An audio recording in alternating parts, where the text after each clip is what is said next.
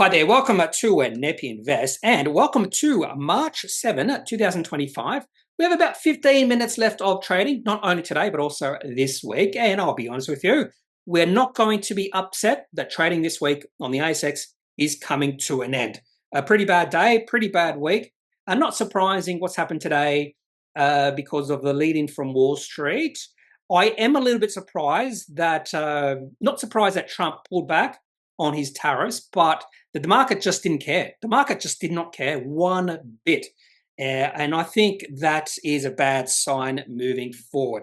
Now, I will also say we are completely oversold on the ASX, and I do expect a bounce, would expect a bounce. But again, if Wall Street keeps on dropping, probably Wall Street also, Dow Jones, NASDAQ, they're probably oversold, but we need a bounce. We desperately need a bounce. So I'll have a quick look at some of the indices, and we'll also have a look at the ASX today, focusing on the best and worst performing sectors, if there are any good performing sectors, indices, if there are any good performing indices, and also companies. And there's definitely a few companies that have done well today. They've released interesting announcements.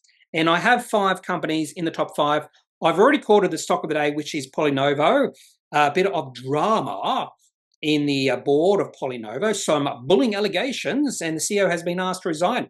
And he's not the one who's been bullying. He's the one who's been allegating, if that's a word. He's the one who has raised some allegations against bullying from the chairman.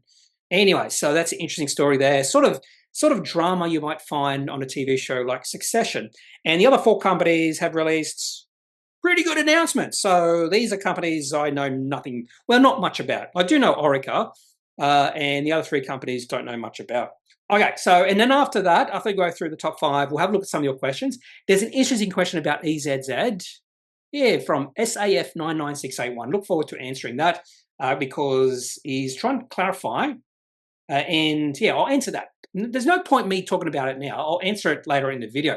Okay, so let's have, actually, before we have a look at the ASX today and the indices, there's this interesting little tweet from, I think it's from Bar Chart. Did we just lose a dependable bottoming signal? Sentiment readings now are on par with crises. And I'm not, I do have some problems with this particular chart because they're pointing some evidence that supports their thoughts. So 3 times GFC, tech bubble burst, and also COVID-19. They've circled these. So really low sentiment is sort of aligned with the bottom of the stock market. So that's when you get that's the bottom, when sentiment has reached a bottom. And they're saying right now, well, sentiment is at those levels, so does that mean it's a bottom? But they haven't also pointed out all those times that it hasn't rung true. Quite a few times we've seen sentiment drop a fair bit and then reach a bottom, and then we didn't see the stock market reach a bottom. Almost, but not quite. Anyway, so I'm not sure exactly I'd read much into this, but sentiment is definitely quite negative right now, and maybe it could fall even further. So that's an interesting little tweet, or X, whatever you want to call it. By the way, this is from JP Morgan. JP Morgan, I'm not sure where Bar Chart got it from. Well, they got it from JP Morgan, but not sure where. Maybe JP Morgan did a tweet, I don't know. Anyway, so let's have a look. Before we have a look at the ASX today, I just want to have a look at some charts, not Polynovo's chart. We'll have a look at, even though I am doing a technical update video on Sunday, let's have a look at some charts. We'll just focus on the XJO. Yeah, the XJO. We'll have a look at the daily chart. It looks pretty bad. This purple box is really important to me. That's a signal, a possible signal that we are seeing a fair bit of weakness. I really expected the XJO to bounce above that box, move into that box and bounce, move higher. And we have not seen that. In fact, we've seen the complete opposite. It just capitulated below that box. Now, the good thing right now, the positive thing to take away from all this is the XJO, and this is probably true for all the other indices in Australia, they are oversold. And I'd say maybe significantly oversold. And to verify that, this is the RSI, and it is significantly oversold. In fact, if we go through history, it is one of the most oversold it has been, probably since June 2022, and then we saw a pretty good bounce there. And I'd say also during COVID-19, it was oversold for a while. So it doesn't mean we're going to see a bounce, but the chances are there because it is oversold. And it sort of makes sense. And this is one of the reasons why I don't really look at RSI all that often. And typically I just use it to verify what I'm thinking. And it just looks oversold. It just has dropped so much since February 14, Valentine's Day. So in less than 1 month, it has dropped from 8,600 to below 8,000. We're almost at a 10% decline in the XJO. So we're in correction territory, almost in correction territory. And I believe correction is down 10%. Correction stock market definition. I believe it's 10%. 10% definition, that's the word I was going to use then. Maybe there's a decline of 10% or greater from a recent high, but less than 20%. So that's a correction. And then a crash is 20% or more. So we're almost in a correction. So we've gone from a high of 8,615 to 7,940. So not quite. We're getting close. Not quite there just yet, but we're nearly in correction territory. The other thing I just want to point out is if you have a look at the weekly chart, down 3 days or 3 weeks, not days, 3 weeks in a row, pretty big down weeks in a row. The last time we have seen this, 3 big down weeks in a row, was actually back in, I think it was October 2022. We saw quite a few weeks down in a row back in February and March 2023, but those weren't big down weeks. There was a couple of small down weeks. Yeah, so I'm talking about more than 1% down in a week. So for the last 3 weeks, the XJO is down 3%, 1.5%, and then 2.7% this week. And you have to go back to October 2022, and that was down 3 weeks in a row before a really bullish week, up 4.5%. And even during 2022, it was only down 2 weeks in a row. And then before that was COVID-19, of course. So interesting few weeks for the XJO. And I'll be honest with you, I have been taking some, not profits. Well, I've been selling some positions, some profits, some small losses because they have hit my sell point. I'm a little bit more reticent. I'm a little bit more reluctant to sell anymore because I do expect a bit of a bounce. Now, just because we have a bounce doesn't mean that that is the end of this little correction. Because I'd say in each correction, we have seen the market bounce. So interesting times we have right now when it comes to the stock market. Anyway, and the other thing was NASDAQ was down big, 2.8%. Dow Jones down 1%. Russell 2000 down 1.63%. And it's really interesting because Trump did backtrack on some of his tariffs. And I thought, okay, that's what the market is waiting for. That's what the market is expecting. But the market didn't bounce. The market kept on dropping. And it's really interesting because Trump issued 2 tweets or whatever he does. And one of them was, I don't look at the stock market. And then just after that, the stock market is declining because of globalists. So he sort of contradicted himself by saying he doesn't look at the market, what the stock market is doing, and then blaming someone else for the decline in the stock market. Anyway, so that's what's happening with the indices right now. I'll go into more detail and look at more indices on Sunday, and we'll have a look at all the indices, including tech and the banks. Okay, onto the ASX today. And what is there to say? We're in the closing auction right now. That's why it says ASX in match, closes in 8 minutes. By the way, BHP, someone actually mentioned this in the comment section. BHP, so before we have a look at the ASX today, so BHP had some fat fingers or something like that. Someone put the wrong order in. And you can actually see this just by looking at the chart. If you have a look at the 1 minute chart, and we go back to yesterday, we get rid of the RSI. If I can, it should be, there it is. If you have a look at the 1 minute chart for BHP, there it is. You can actually see it. You can see it right here. So apparently someone in the opening auction yesterday put the wrong order in, and that meant the share price actually opened at $42. And the company went ex-dividend as well. So definitely someone put the wrong order in, and that's why you had this massive spike on open, and then the share price just dropped. And someone actually did put a video of the amount of sell orders that came in when that happened. It was just sell, sell, sell. So again, the enthusiasm of the sellers just overwhelmed the market at that point because, yeah, if I held BHP and I saw that happen, sell, take a quick profit. So it unwound really quickly within 1 or 2 minutes. Anyway, so that was really interesting. So thank you, whoever, in fact, so we can actually look at this. Thank you, whoever sent me that message because I completely missed it.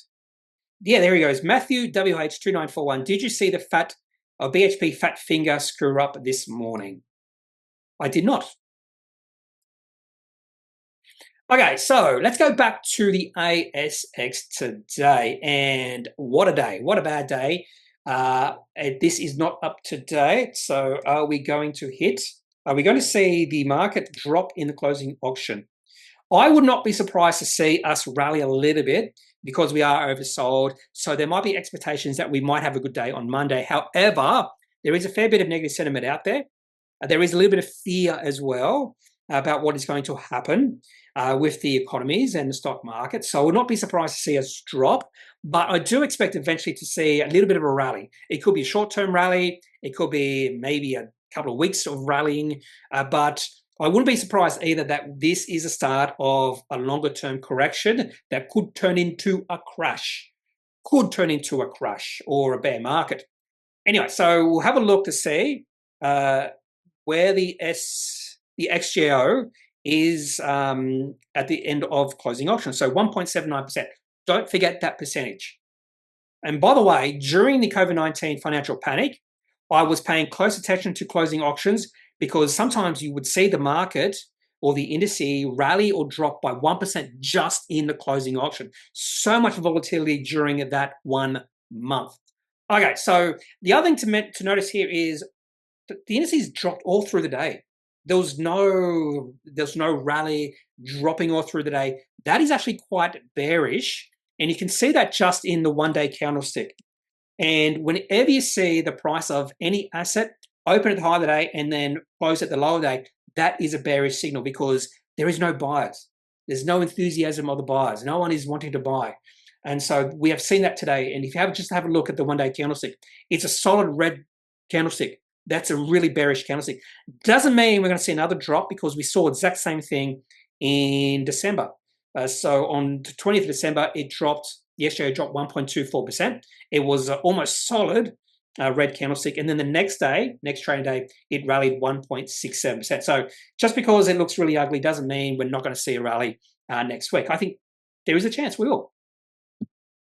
Okay, so that's a little bit concerning, just a little bit. Now onto sectors. And we do have one sector that is up. Staples, defensive, Woolworths. What else do we have? Wesfarmers maybe. Metcash. Lots of food. Lots of food would be considered staples. A2 milk, Cobra, Select Harvest, and lots and lots. Let's have a look. Coles. Oh, I forgot about Coles. Oh, Treasure Wine. Oh, Endeavour Group. So alcohol, A2 milk, Metcash, GrainCorp, Bega Cheese, Elders. So they're all considered staples because even in hard times, we still have to eat. Now, possibly, there is a possibility that eating is just a marketing tool by food producers, that maybe we don't have to eat. Have you tried not to eat for a few months? No, but we are told by advertising that we have to eat, just like we have to sleep. Maybe we don't have to sleep. Who knows? But anyway, I'm kidding, of course. We have to eat. Anyway, so a pretty good day for staples. In fact, Woolworths up 0.42%, Coles up 0.59%, but not a good day for Endeavour Group. Anyway, so staples are up. Closing auction is not in, but every other sector down big. And in fact, when you're only down 0.85% today, you're probably feeling good, which is what utilities are feeling right now, plus materials only down 0.88%. The 4 sectors down by more than 2%. Discretionary, financials, another bad day for the banks. In fact, CBA at one point was down at least 3.5%. Might be down even more than that. Let's have a look. See, probably not. So 3.5%. 3.34%. Yeah, so it's not often you'll see CBA drop 3.34% in one day. In fact, No, down 2%, 3 consecutive days a few weeks ago. I'm just going through, down 3.67% on the 20th of December. That was that really big down day before it rallied. So it does happen on occasion, but not all that often. And some of these days, it might have gone ex-dividend. That's the other thing. It does go ex-dividend on occasion. If you ever see CBA drop, oh, there it is. It dropped 5.7% on one day, the 5th of August. That was the yen carry trade. So it does happen, I thought it was going to be more rare than that. Okay, so we're almost at the closing auction, but we can get to that in a second. Yeah, so pretty bad day. What else is there to say? Indices are all down. Even gold had a bad day, down 2.1%. Banks down 2.6%. Tech down 3.02%. ASX 20 down 1.92%. I'd be shocked if more than 2 companies were up today. We'll say 3 companies, maybe 3 companies have, well, I'm pretty sure BHP's up. So maybe iron ore had a good day. I'm going to say 4 companies up. So I'm going to say BHP, Rio, and Fortis. No, BHP, Rio are up, and maybe one other company. Let's have a look. 3 up, and which 3 companies are up? Rio Tinto, Woolworths. Of course, I knew Woolworths is up. But BHP's not. So there you go. Rio Tinto's up, Woolworths, and Brambles. Yeah, I knew Woolworths is up because we just had a look at staples. It just shows you my memory can be absolutely terrible at times. And in fact, the worst performing companies in the ASX 20 are banks. Macquarie Group at number 1, CB8 number 5, Westpac at number 7. Macquarie Group down 5%. Now, the closing auction should be completed by now. So let's have a look. So before the closing auction, the ASX 200 or the XJO down 1.79%. Have we seen a little bit of buying coming in the closing auction? Would be surprising. No, we haven't. We've seen a little bit of selling. And so we finished the week down, well, the day down 1.81%. And we finished the week down, probably, it's been a bad week, hasn't it? Except for Monday. So about down 2.7%. Yeah, Monday was up, wasn't it? Yeah, Monday was up 0.9%. So the last 4 days are really negative. Okay, so let's turn to the best and worst of companies on the ASX today. Starting with the top gainers. There's not much to talk about here, I think. A company called Genesis Resources is up 66.67%, but on low turnover and share price is fairly low, so we can move on. A company called Engenco, up 38%, takeover bid. Don't have to discuss that company. Also, Insignia is up as well. That's a bigger company. There is another takeover bid for that particular fund. I don't know why there is a bidding war for Insignia. It just blows my mind. And that's about it. I think most of the other companies here, just a bit of noise. Fairly low turnover, not much to talk about. And you can see the market cap of most of these companies below 100 million, except Lindsay Australia. But I would say that was oversold, and this could be. No, they did release something today, but it was not price sensitive. Ceasing to be substantial holder for Lindsay. Notice a ceasing to be substantial holder from Brickworks. That's interesting. Is that Brickworks? Yeah, Brickworks. That's really interesting. There you go. By the way, the chart for Lindsay Australia does not look good. Does not look good at all. I just think this is maybe an oversold bounce. Yep, just an oversold bounce. Massive volume coming in yesterday because maybe Brickworks, and maybe someone saw that massive volume and thought, that's capitulation, but maybe it's not. Anyway, so ugly looking chart for Lindsay Australia. We don't have to linger on anymore. And now on to top gainers by market cap. Insignia takeover bid. Briscoe up 5.91% on $997 of trading. We can move on. Synlait Milk beating the trend, although it is probably considered staples. Oceania Healthcare up on $304 of trading. Energy One's doing really well right now. In fact, let's have a look at the chart for Energy One. This should have been a trade I made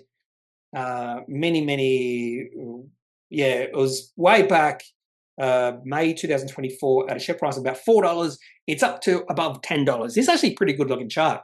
I'm not so sure there's much good value here, though.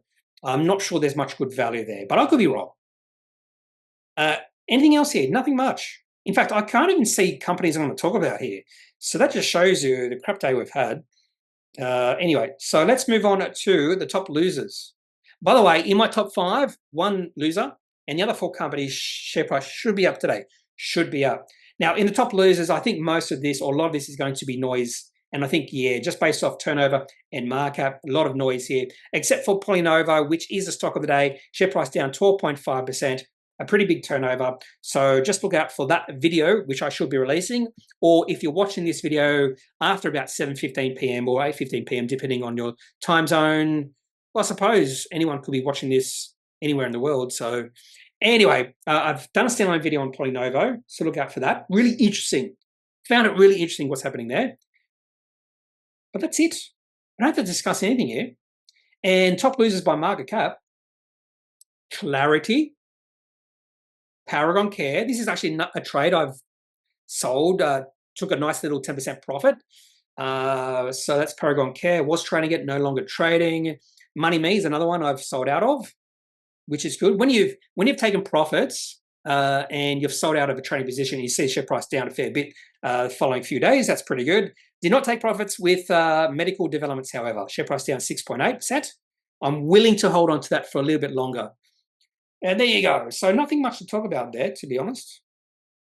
Okay, on to the top 5 stocks of the day.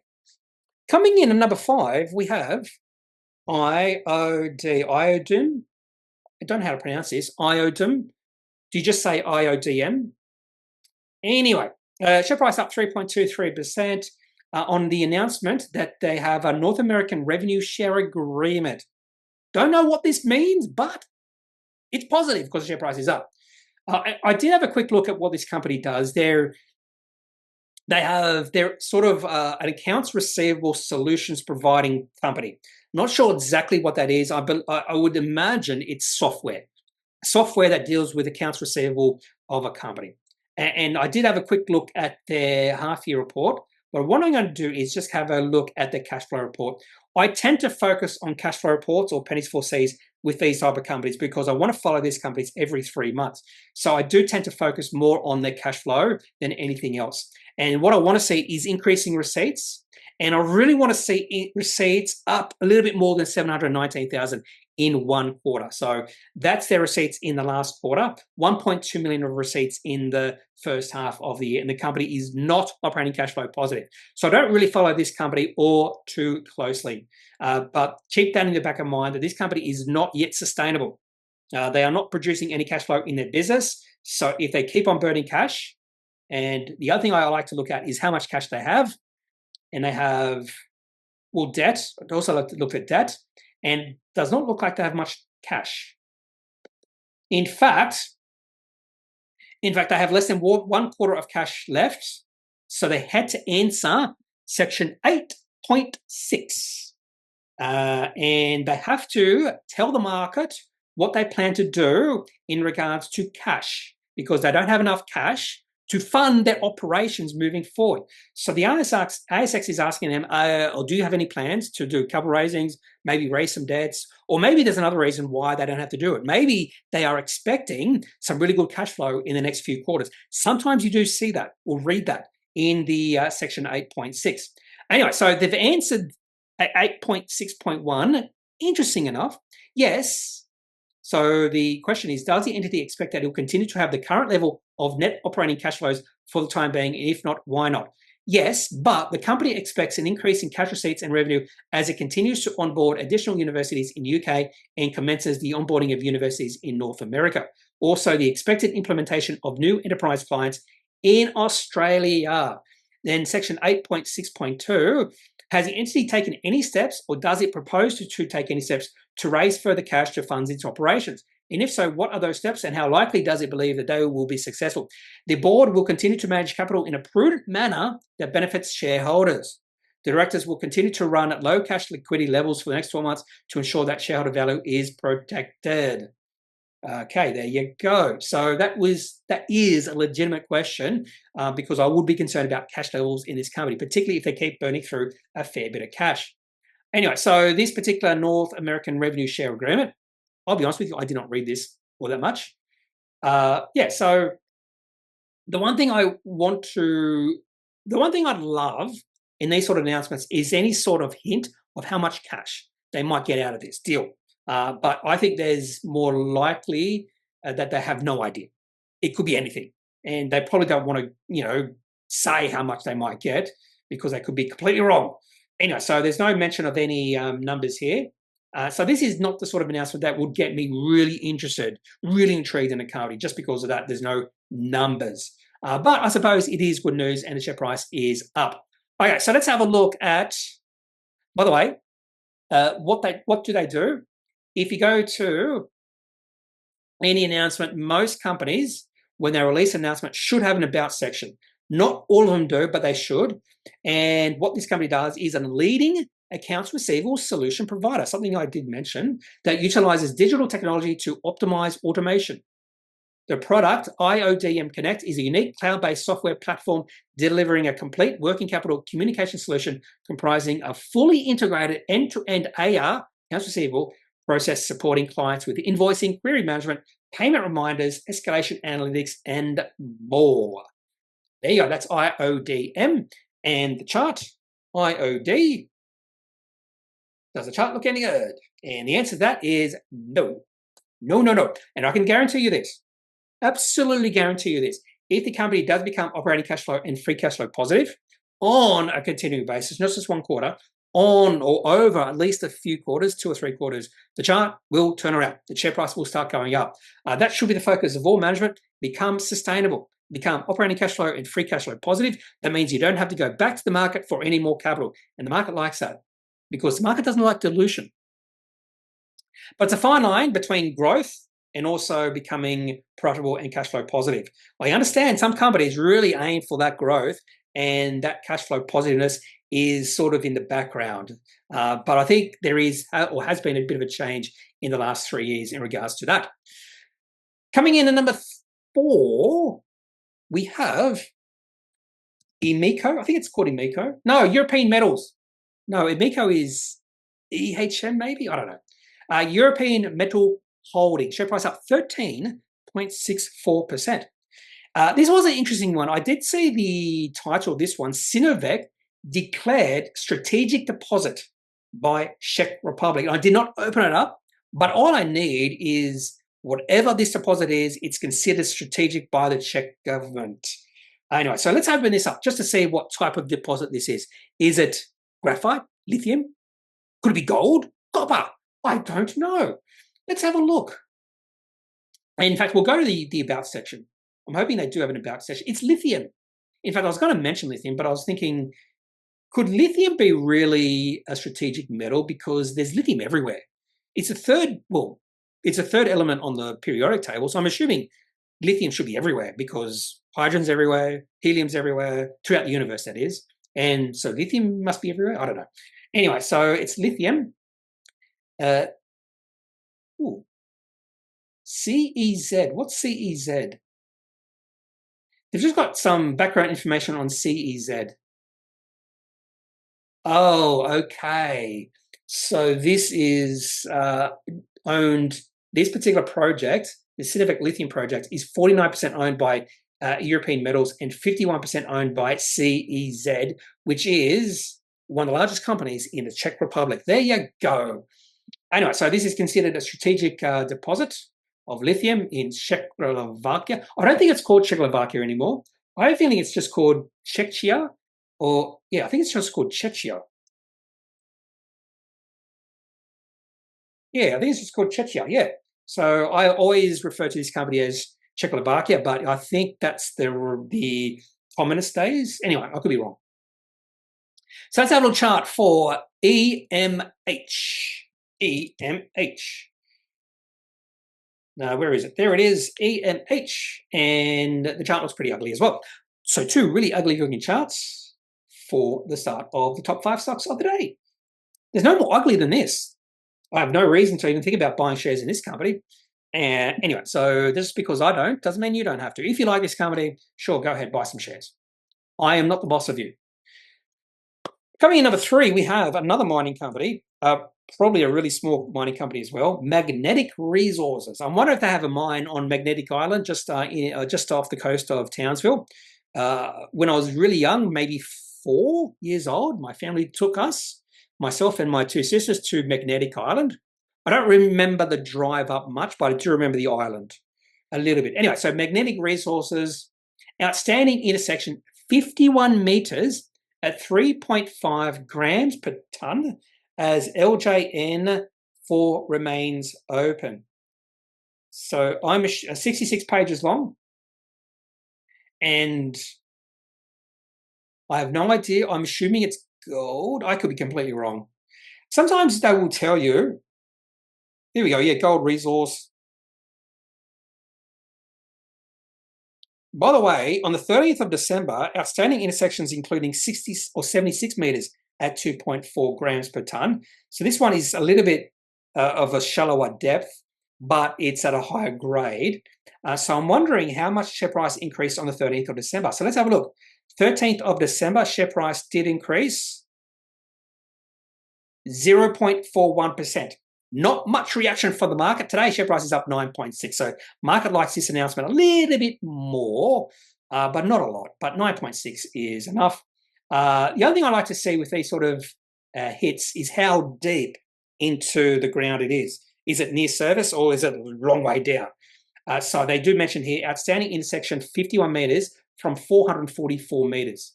So that is down a fair bit, I think. That does seem like a fair way down.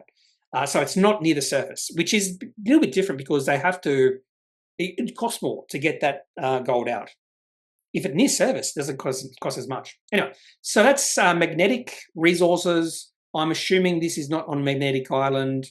I'm trying to see if they do have, you could just Google it, or if they do have an about section at the end of this. I doubt they do. Maybe here. No, they don't. They don't.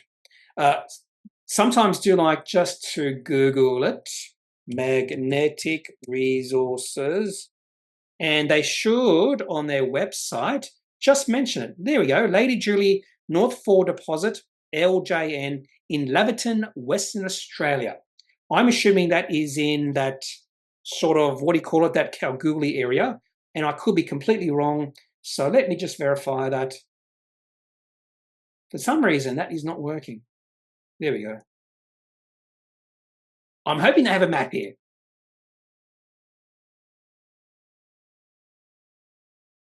It's just taken a while to open it up.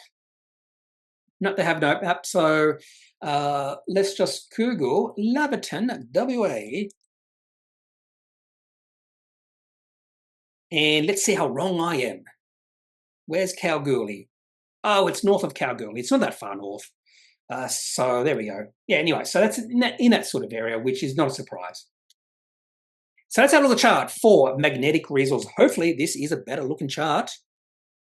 Hopefully. Oh, it's definitely better. Not amazing, but definitely better. And the share price tried to break out today. It tried, and we did see the share price pull back. It's on the precipice of breaking out. So not a bad looking chart for Magnetic Resources, but it's an exploring company, and those companies are not for me. Okay, on to company coming in number 2, we have Orica. If I had a bet this morning when I went through announcements, this would have been the stock of the day. I fully expect the share price of this particular company to be up 5% or more, only up 0.53%. The reason I thought the share price would be up by way more than it is because the company released first half business update and expected significant items, and the company issued an upgrade. The company issued an upgrade, and typically if a company issues an upgrade, the share price does rally. It usually does rally, and it was fairly bullish. So, for example, they said the momentum that underpinned Orica's strong performance in 2024 has continued into the first 5 months of 2025. As a result, it expected that EBIT in the first half will be higher than planned. Upgrade with contributions from all 3 segments expected to be higher than the prior corresponding period. So it sounded really good. Now, there was, I think, a couple of one-offs here, but who cares? To be honest with you, who cares? Significant items. I'll be honest with you, who cares? The main thing is the company's performing a little bit better than the management expected. So typically you'll see the share price rally. However, it's not happened for Orica. This company is mining services. I'm pretty sure they have explosives or that sort of thing. So mining and infrastructure solutions provider from the production and supply of explosives, blasting systems, specialty mining chemicals, and geotechnical monitoring to our cutting-edge digital solutions, etc., etc. We sustainably mobilize the Earth's resources. Go Orica. Okay, so probably the big problem with Orica is just the chart. Share price has pulled back over the last few months, so that has meant the share price had no really very low possibility of breaking out today. Share price would need to have got above $18.80, so we would have had to see the share price increase by at least 10%, maybe even more. But anyway, chart does not look good, even though this was a pretty good announcement. So this is a problem when the share price of a company is in a downtrend. When you release a good announcement, the share price doesn't rally because there's just too much selling pressure, too much enthusiasm of the sellers. So that's Orica coming in at number 2. And the stock of the day is Polynovo. Share price down 13%. Response to article in Margin Court. Seems like the CEO, Swami, or Mr. Swami, that's his first name, not his last name, had some allegations of bullying against the chairman, executive chairman, something like that, David Williams. In October of last year, the company hired a couple of lawyers or something who did an investigation into it, and they decided that the CEO needs to resign. So maybe it's not good to have allegations of bullying against the chairman or something like that. But we don't know the story. We don't know what happened, but that is the case with Polynovo, that the CEO has been asked to resign. Not immediately, I think, or maybe it is immediately, but he's leaving his position, I do remember June 2025, but not as a CEO. So he's leaving in June 2025 from the company, but it looks like he might be leaving his post as a CEO soonish. Anyway, so a bit of drama in the board and the management of Polynovo. Sort of belongs in succession, even though succession has finished. Anyway, so let's have a little chart for Polynovo. We'll have a quick look at this one. And as I mentioned in the standalone video, so the company hired these lawyers in October, and that's when the sentiment in this company shifted from positive to negative. Is there correlation? Is it a coincidence? You be the judge. Share price has halved since then, by the way. And look at the acceleration in the downtrend. It's just, share price has absolutely collapsed. So that's Polynovo, the stock of the day. Now, I'll just do one of your answers, or questions, not answers, today. This is from SAF 99681. In fact, I might do a few. Yeah, I'll do 2. So SAF, South African maybe. Can you please clarify why you see EZZ as a long-term hold?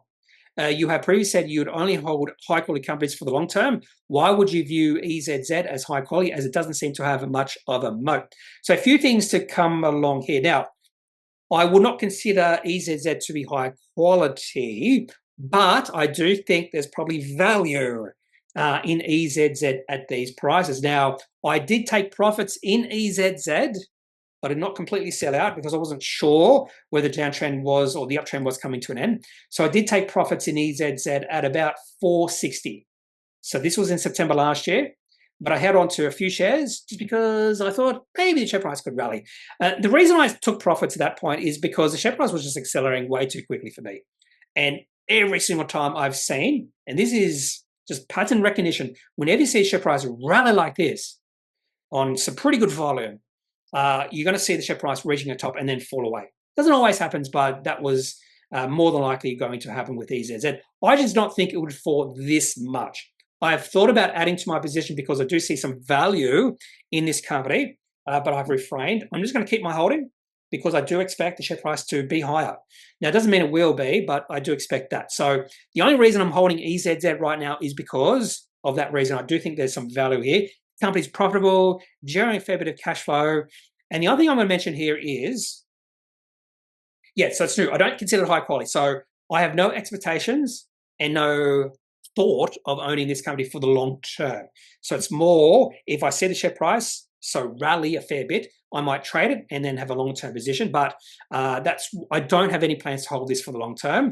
And the other thing you say here is, so I don't consider it high quality. Doesn't seem to have much of a moat. Now, here's the thing. So one of the ways I look at or view the moat of a company is just by having a look at the gross margins. This company has significant gross margins, really high gross margins. So they do spend a lot of money on marketing and advertising because of their gross margins. Now, that gross margins could be viewed in a few ways. That really high gross margin profit could be considered or viewed in a couple of ways. First one is, well, the competition will be increasing because other companies will be seeing those gross margins this company is getting from selling their product and thinking, wow, we can get a part of this pie. So there could be increasing competition for this company. Another way to look at the really high gross margins is this company is developing a brand name. And a brand name is a really good moat. Just ask Coca-Cola. Just ask Coca-Cola. Just ask Apple how massive having that name is. Now, I'm not saying EZZ is or should be put into the same sentence as, even though I did it, as those two companies, but I'm just saying, if the buyers of EZZ products just see the name and think, oh, this company has really good products and I'm willing to pay a little bit higher price, there is that possibility as well. I'm not sure if I believe that, but there is that possibility. What I think might happen, and I'm paying or will be paying close attention to their margins, particularly the gross margins.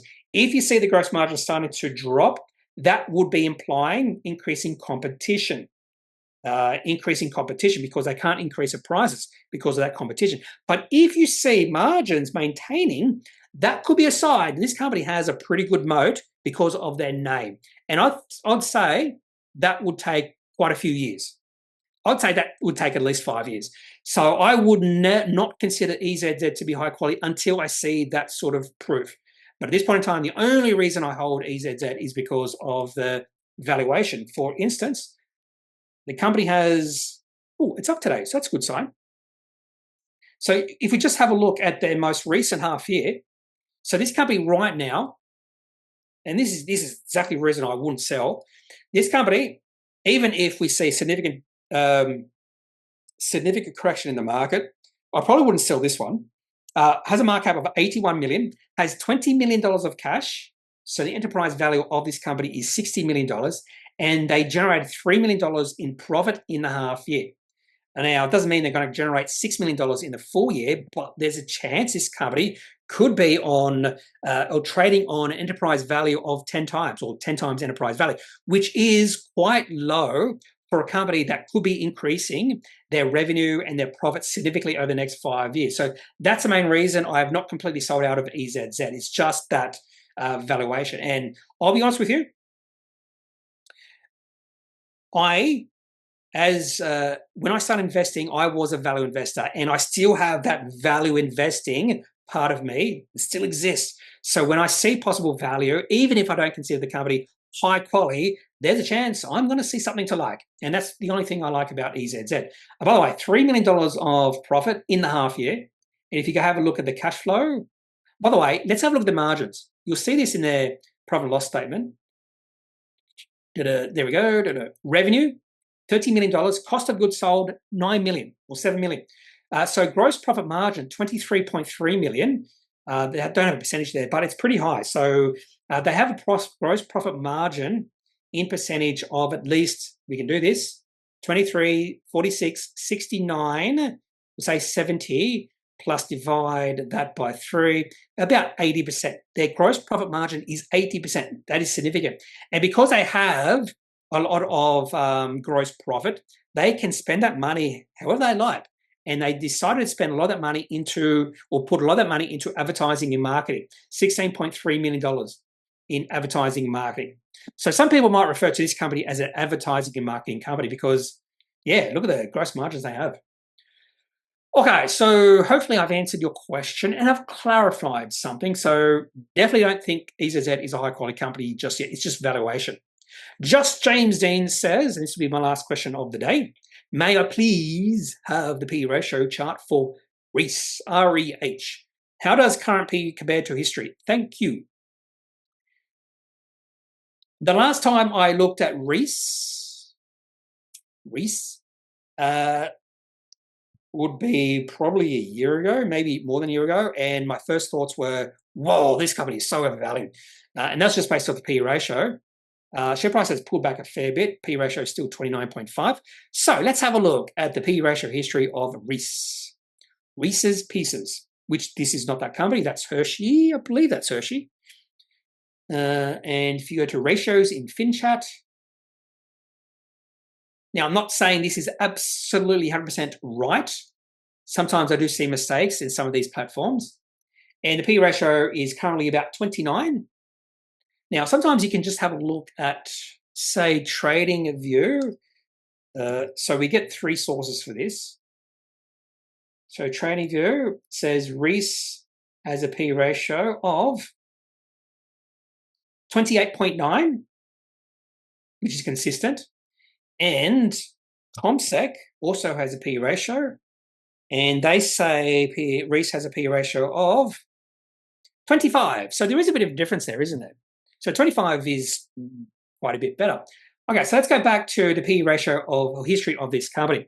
So prior to COVID-19, the P/E ratio of this company was climbing. So this infers that there was multiple expansion. So the market was saying, I'm more and more willing to pay a premium for this company. Maybe the company was considered or perceived as being high quality during that period. So if you go back to 2015, this company had a P/E ratio of 19 to 20, dropped as low as about 18, and then was steadily rising. And just before COVID-19, we saw this company had a P/E ratio of between 25 and 30. Then it dropped significantly and then rallied significantly, and the P/E ratio top was about 58. 58. And the last time I looked at this company probably was, maybe it was back then. Maybe it's, I haven't looked at this company for a few years because I remember the P/E ratio of this company being really high, and that would be consistent. P/E ratio recently got as high as about 45. That was in October last year, but right now it's down to 29 because the share price has dropped a fair bit. Look at that drop in share price. They did release results. That's an ugly looking chart, but I would say this is oversold, and I would be surprised to see a bit of a bounce. But I would have said that maybe a week ago, and the share price has kept on dropping. So we are getting to the point where, if you just look at the P/E ratio of this company, it's looking interesting.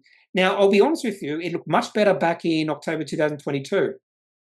No, between July and October or December 2023, no, 22, P/E ratio of this company was about 22. So it has a bit more to fall before I would say Reece is looking interesting based on valuation or the P/E ratio. There you go. That's it. That's all I'm gonna. I'll answer some of those other questions in my answer and reply video that I usually record and release on a Saturday. If you have any questions, any thoughts, leave those in the comment section of this video. Otherwise, I'm not a financial advisor. If you need financial advice, make sure you seek out someone who is qualified and can speak to your own financial needs. That's it for this video. Have a good day. Bye.